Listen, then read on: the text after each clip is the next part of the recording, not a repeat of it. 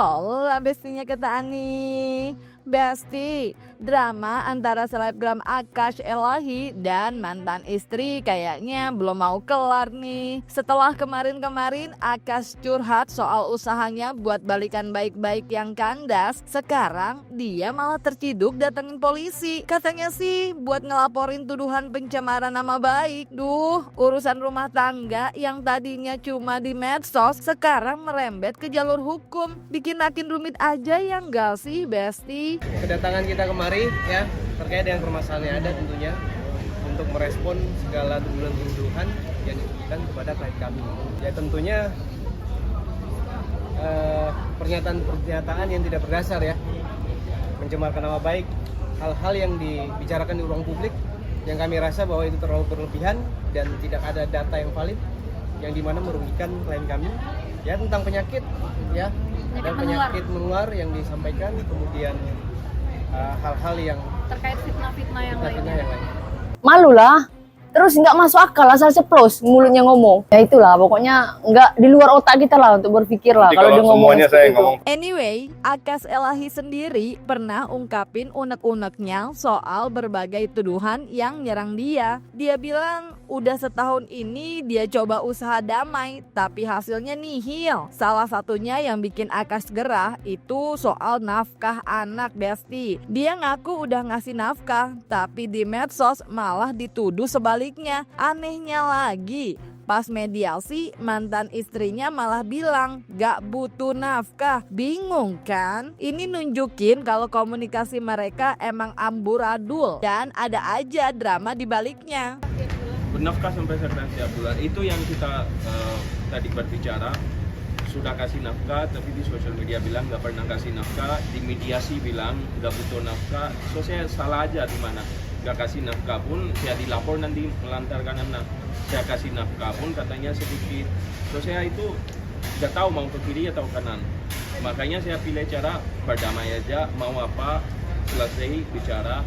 Kalau mau setelah bicara nafkah mungkin kurang atau banyak itu bicara aja.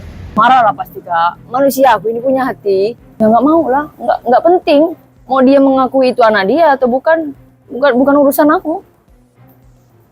Alasannya kenapa nggak mau? Nggak penting bang, nggak penting. Untuk apa? Untuk apa tes DNA?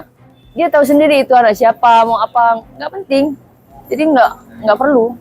Nah, Akash juga keras banget ngebantah tuduhan selingkuh dan kekerasan fisik yang katanya jadi biang kerok perceraian mereka. Menurut dia, masalah utamanya itu komunikasi yang kacau, bukan isu-isu sensasional itu. Dia bahkan menyentil gaya bicara pengacara mantan istrinya yang menurut dia banyak bicara tapi tanpa fakta. Aduh, makin panas aja nih Besti. Itu dia gak sepintar itu. Cuman apa yang saya lihat selama 9 bulan setelah dia mulai podcast sama pengacara, aku lihat itu bukan diri dia, saya gak kenal sama dia seperti itu. Dia gak pernah sejauh ini untuk menjatuhkan atau mengirim opini atau gitu, dia gak pernah. Tapi sekarang menurut aku dia udah di dalam tengah-tengah di mana dia gak bisa mundur dan gak bisa maju juga. Mungkin untuk pihak pengacaranya VA, tolong kalau bicara jangan kayak perempuan. Itu aja sih. Intinya gini, perempuan mana pun tidak akan diam kalau tahu suaminya itu selingkuh. Iya. Udah itu aja, kan gitu. Yang kita pisah itu bukan masalah perselingkuhan. Kalau perselingkuhan di 2022 ada, kita masih jalankan setelah perbaiki rumah tangga, menjalankan rumah tangga kita 2 tahun. Berpisahan kita itu gara-gara komunikasi tidak baik. Dan itu pun udah 9 bulan sekarang bisa apa Dan yang sudah lagi kita berpisah baik-baik ya? bisa pun kita baik-baik, apa yang lagi mau sekarang cari celah aja kita, di sini kita bisa laporin dia, kita sini bisa laporin dia, cari celah itu sama aja cari masalah. Di tengah badai tuduhan ini, Akash Elahi ngerasa kayak dijebak buat ngeluarin pernyataan kontroversial yang bisa jadi amunisi laporan baru. Dia serba salah, mau diem salah, mau ngomong juga salah. Tapi di balik semua keributan ini, ada satu hal yang paling bikin Akash kepikiran, dampak ke psikis anak-anak mereka. Dia khawatir banget trauma yang dialami anak-anak nggak bisa digantiin sama duit atau popularitas yang didapat dari konflik di media. Lainnya katanya saya dilapor ini. Sebelum ini dibilang 5 laporan udah. 5 ya kak? Iya. Belum dapat surat sama sekali Belum. kita. Nah, so mereka mancing-mancing di mana saya keluarkan kata-kata yang tidak baik. Nah, di situlah cari laporan. So, tidak lapor tapi bilang udah lapor 5. Terus habis itu kita berbicara, dari situlah lapor lagi. Gak ngerti harus gimana, diam pun salah, bicara pun salah. So mereka kayaknya sengaja cari fitnah, bagaimana kita keluar, speak up. Setelah udah speak up, cari hal, oh ini kata dia salah, di sini lah lapor kita. Sudah dilaporkan? Sudah bang, saya kan bilang, saya udah buat 5 LP atas nama dari mewakili Mbak Emilia dan mewakili Feni Alberti. Saya sudah buat 5 LP. Kapan bang itu kamu? Segera, kalian langsung aja telepon Kapolda Metro, telepon Kapolda Jawa Barat. Ini ada laporan, tolong dipercepat. Kita ditampar, siapkan untuk muka juga untuk tampar. Tidak bisa kita dituduh-tuduh, kita diam aja. Berarti ya apa yang dia katakan itu salah. Apa yang dia katakan itu benar, kita salah emang. Tapi siapapun duluan, nah, maksudnya kalau dia bilang saya duluan mengeluarkan aib, ya udah saya minta maaf. Kita duduk baik-baik, bicara aja selesai. Apa yang direbutkan? Sekarang saya yang bicara tentang aib, kamu lebih banyak bicara, berarti kita buka baju sendiri di ruang media. Saya 1 kali bicara, kamu 10 kali bicara. Yang kita bicarakan rumah tangga kita. Ada yang beruntung nggak di situ? Mungkin beruntung brand dapat banyak view, endorsan, live jualan di TikTok Shop, enak. Tapi hal ini akan ada trauma buat anak-anak saya yang tidak bisa digantikan dengan uang.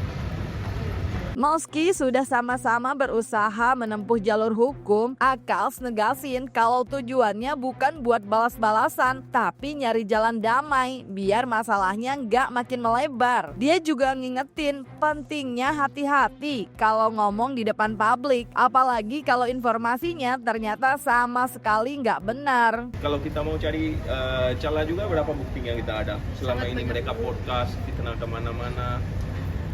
Cuman permasalahannya mau gimana? Selesaikan, berdamai. Kamu juga bahagia di rumah kamu, saya juga bahagia. Iya, memang benar. Karena sering apa? Iya, karena kegap selingkuh. Tapi dia juga pernah loh mukul aku. Tapi nggak pernah tuh aku videoin atau kasih bukti atau apa. Karena aku nggak ada niat. Di dalam rumah tangga itu nggak ada mau videoin niat. Bahkan darah pun dia niat kan. Sampai 1 bulan difoto-fotoin. Jadi memang sudah direncanakan. Tegap selingkuh. Tapi dia juga bales.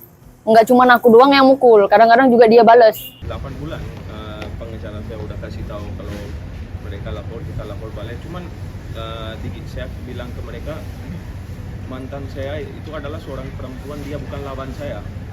Kenapa aku harus main laporan? Ini yang disebarkan video yang hari ini kita masukkan laporan juga di 2024. Kalau mau lapor ya langsung kemarin udah lapor. Cuman dia bukan lawan saya. Dia ada anak-anak yang harus di sana dia jaga juga. So mental dia nanti kena dari polisi ke pengacaranya juga, dari media juga, yang dampaknya adalah anak-anak juga terkena nanti. Makanya dari kemarin lebih banyak diam, gak apa-apa lah, nanti dia selesai lah, habis lah. Makin berapa lama lah paling. Saya bilang sama dia, masih ada saatnya kita bisa berbicara dengan baik-baik, bisa selesaikan sebelum ini semuanya udah sejauh ini. Yang rugi itu saya dan dia. Dan kalau kita berdua yang rugi, yang paling rugi itu anak-anak.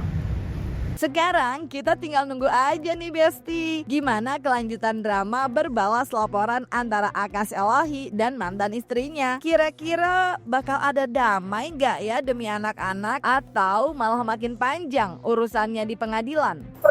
Oh iya, pernah kenal. Itu akan aku sesali seumur hidup. Gak apa-apa lah, anggap aja anak itu anugerah, ya udah. Jadiin pelajaran. Titipan ya. Berpisahan kita cuman komunikasi kita tidak baik, selalu depan anak-anak berkelahi. Dan saya lihat pun anak-anak udah punya 2 anak yang tujuan untuk ajukan isbat cerai itu katanya saya tidak mau sahkan nikah, tidak mau bikin buku nikah. Ya buktinya saya mau isbat nikah biar dapat akta cerai dari pengadilan, biar masa depannya jadi sah. Kita udah pisah, saya duda dia janda sah, nggak ada domba lagi, dan asal usul anak juga sah, mereka juga dapat hak dan wajiban dari ayah. Tujuan itu aja sih, nggak ada aku punya tujuan kalau mau lapor ini lapor itu, tapi kalau membawakan fitnah itu sama aja mereka menghancurkan nama saya, usaha saya, apalagi saya sudah berumah tangga sekarang, itu sangat terganggu juga sih. Nah, menurut kalian gimana nih Besti? Isi jawaban kalian di kolom komen dan jangan lupa like, subscribe biar bisa dapetin video berita kecil lainnya. Cuma di Kata Ani Besti. Pasti kata Ani dong.